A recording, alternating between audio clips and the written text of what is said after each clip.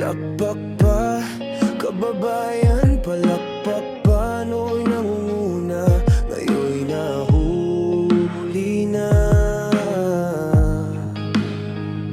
Sa ASEAN dati ipinagmamalaki, ngayon ay tila ba tayo'y napag-iiwan lagi. Pangako'y kirami sa likay kay ganda, ngunit ang buong ay hirap at pangamba. Hindi sa palakpakan umiikot ang tagumpay, kundi sa tapat na serbisyo at tunay na gabay.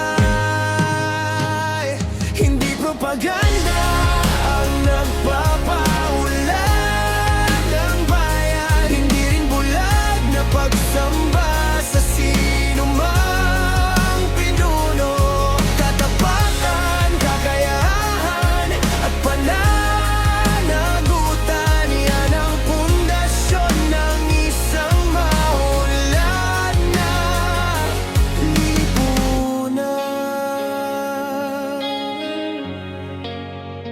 Habang ang kapitbahay ay patuloy na umaangat, tayo na may tila paikot-ikot ang paglakad.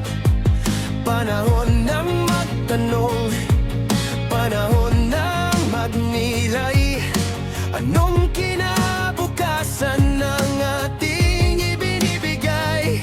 Pangako'y kay rami, salita'y kay ganda, ngunit ang buong ay hirap at pangamba. Hindi sa palakpakan umiikot ang tagumpay, kundi sa tapat na serbisyo at tunay na gabay. Hindi propaganda ang nagpapaulat ng bayan, hindi rin bulag na pagsamba sa sino mang pinuno. Katapatan, kakayahan at pananagutan, yan ang pundasyon ng isang maunlad na lipunan.